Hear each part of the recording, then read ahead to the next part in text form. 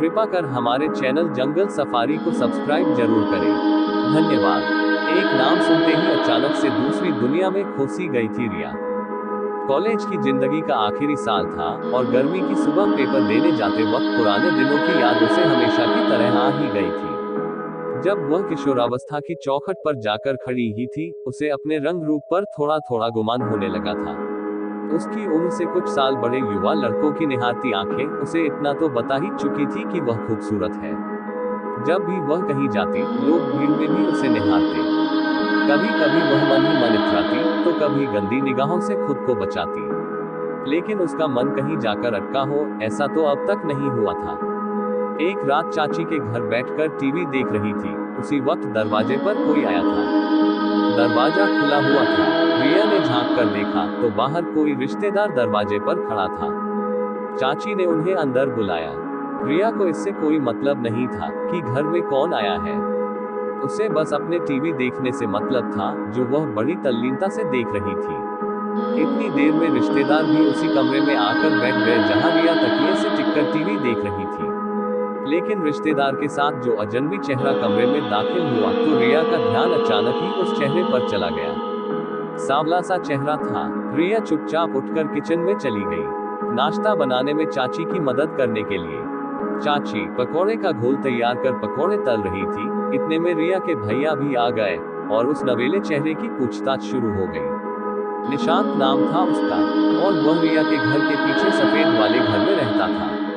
लेकिन रिया के भैया के मुताबिक वह सफेद घर तो किसी पुलिस वाले का था।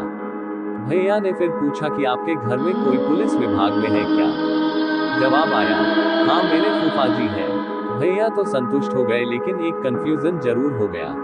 बातों का सिलसिला चल ही रहा था, इतने में रिया गरम गरम पकौड़े लेकर कमरे में आई।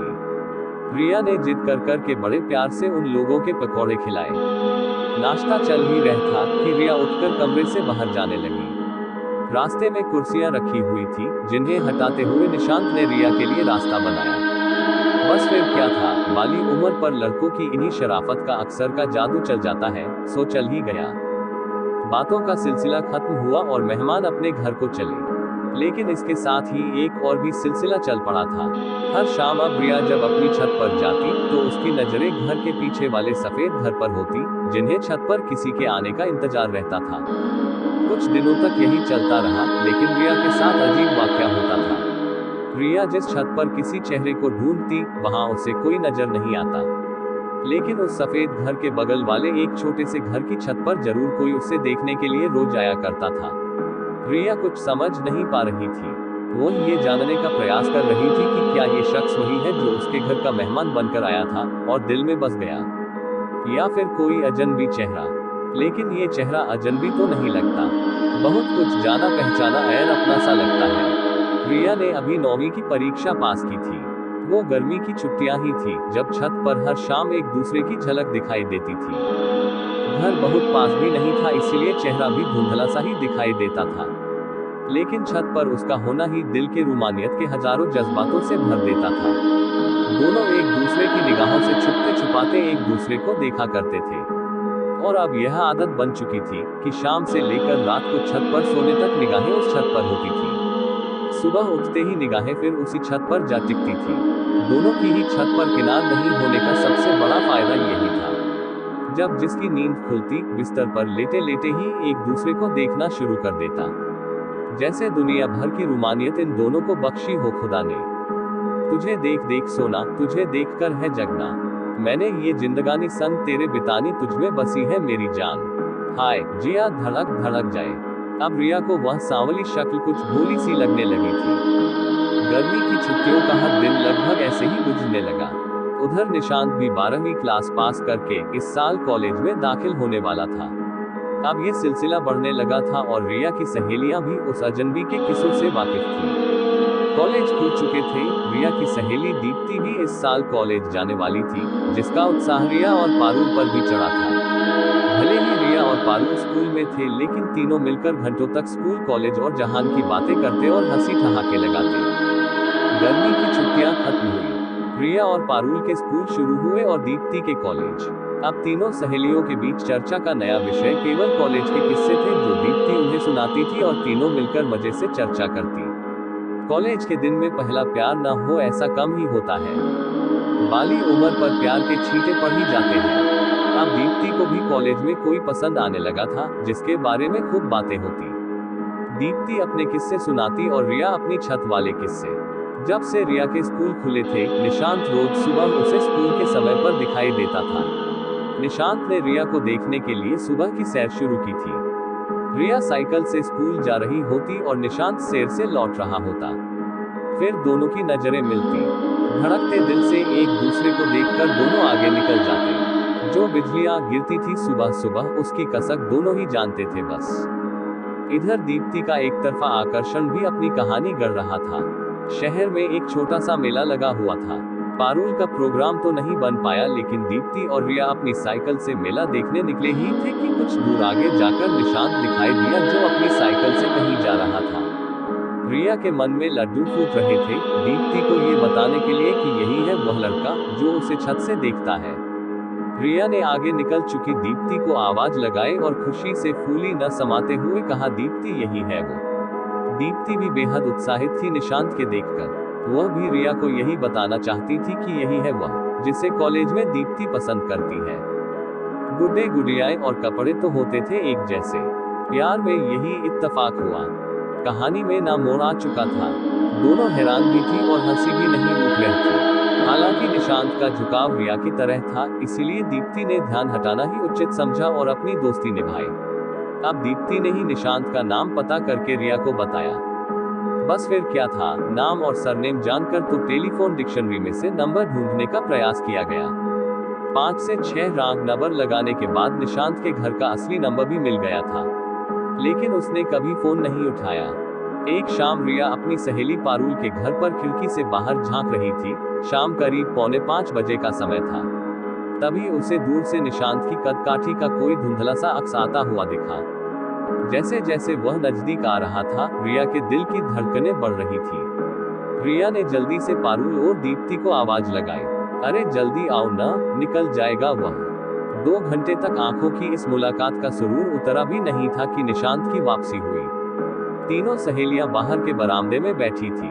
एक बार फिर वही भोली सूरत कातिल दबी मुस्कान के साथ। इस बार रिया उसे लौटते हुए पीछे से भी देर तक देखती रही, जब तक आंखों से वह ओझल न हो गया। लेकिन जाते जाते निशांत की टी-शर्ट के पीछे की तरफ लिखा उसका नाम आज रिया को पता चला। दरअसल निशांत रोज अपने नाम लिखी हुई सफेद टी-शर्ट पहनकर हर शाम को उसी वक्त क्रिकेट की प्रैक्टिस के लिए मैदान जाता था। अब तो निशांत के आने और जाने का वक्त भी रिया और उसकी दोनों सहेलियों को पता चल चुका था, लिहाजा रोज शाम 4:45 बजे पारुल के घर के पीछे वाले दरवाजे पर खड़े होकर निशांत का इंतजार किया जाने लगा। निशांत भी अब रोज आईने के सामने सज संवर कर घर से निकलता। उसे भी तो रिया के सामने अच्छा दिखना था। अब ये रोज का मसला हो चला था। ठीक समय पर निशांत का सामने से निकलना और रिया का दरवाजे पर खड़ा मिलना। दोनों की नजरें टकराना, थोड़ा शर्माना, थोड़ा मुस्काना। एक मौन प्रेम कहानी परवान चढ़ रही थी। निशांत के शर्मीले स्वभाव पर कभी कभी गुस्सा भी आता। उसके न बोल पाने के कारण तीनों मिलकर उसकी खिंचाई भी करती। जब भी निशांत सामने से निकलता, तीनों उसे छेड़ते हुए उस पर कमेंट करती और ठहाका लगा देती। निशांत बेचारा हिम्मत भी नहीं जुटा पाता। रिया कुछ दिनों के लिए शहर से बाहर गई थी, किसी शादी में। तभी शर्मीले स्वभाव के निशांत ने पारुल से उसके घर का नंबर पता किया और रिया के न दिखाई देने का कारण भी ये कुछ दिनों की दूरी दोनों को और भी करीब ला रही थी। जब रिया घर वापस लौटी तो अपनी सबसे प्रिय जगह छत पर जाकर निशांत को निहार ही रही थी। इतने में पारुल वहां आ गई और रिया से उसके घर चलने की जिद करने लगी। जब रिया पारुल के घर पहुंची तो कुछ ही देर बाद फोन की घंटी बजी। पारुल ने कहा, उठा ले, तेरे ही लिए है। अब दिल ही नहीं धड़कते, आवाज भी आती है। उसकी बातें भी मन को खूब लुभाती हैं। यहीं से निशांत और रिया की पहली बात शुरू हुई, जहां दोनों ने एक दूसरे के बारे में जाना। अब अक्सर दोपहर के वक्त पर बातें हुआ करती थी, जब रिया के घर पर कोई नहीं होता। सुबह इशारों में फोन करने का समय बता दिया जाता और रिया अपने घर के 2 फोन में से एक का कनेक्शन निकाल देती, ताकि दूसरे फोन से कोई उसकी बातें न सुन ले। धीरे से मोबाइल फोन का जमाना भी आ गया और दोनों की मैसेज एयर कॉल से रातों को बातें होने लगी। निशांत जब बात किए बगैर सो जाता तो रिया घंटों तक बिस्तर पर लेटे लेटे रोती रहती। फिर सुबह छत पर भी निशांत की तरह चेहरा नहीं करती, लेकिन जल्दी मान भी जाती। यही बात निशांत को बहुत पसंद भी थी। दीप्ति दोनों के बीच उपहारों या संदेशों का कभी कभार आदान प्रदान कर दिया करती थी। एक दिन निशांत ने दीप्ति को बताया कि उसकी नौकरी लग गई है और वह शहर के बाहर जा रहा है। बगैर बात किए वह चला भी गया। इन दिनों रिया ने जुदाई के पलों को बेहद करीब से जिया था, लेकिन ये वक्त भी ज्यादा समय तक नहीं रहा। निशांत को नौकरी पसंद नहीं आई और वह 1 महीने बाद लौट आया। रिया की जान में जान आई। तुम क्या गए, वो एक एहसास चला गया। अपनों के बीच से उठकर कोई खास चला गया। अब इस रिश्ते को 3 साल हाने को आए थे और रिया ने 12वीं पास कर ली थी। अब रिया ने मुंबई के कॉलेज में एडमिशन ले लिया था। दोनों के बीच तय हुआ कि निशांत हर महीने रिया से मिलने मुंबई जाएगा। रिया ने शहर छोड़ दिया और मुंबई में एक हॉस्टल में रहने लगी। यहाँ भी दोनों के बीच प्यार कम नहीं हुआ, लेकिन 2 साल बाद रिया की जिंदगी में कई सारे मोड़ आ गए थे। निशांत कभी मुंबई नहीं आया और रिया भी अब बदल चुकी थी। शहर की हवा का रंग उसके परों में लग चुका था और वह बहुत दूर जा चुकी थी। अब केवल दोनों एक दूसरे को बस याद किया करते थे। जिंदगी ने उसके साथ ये कैसा सौदा किया, दुनिया की समझ देकर मासूमियत छीन ली। अब केवल दोनों एक दूसरे को बस याद किया करते थे। जब तक रिया के पैर जमीन पर आए वह बहुत कुछ पीछे छोड़ चुकी थी, लेकिन आज भी गर्मियों की सुबह और शाम रिया को वही दिन याद आते हैं। पहला प्यार जो था, बीते हुए लम्हाए की कसक याद तो होगी, ख्वाबों में ही सही मुलाकात तो होगी।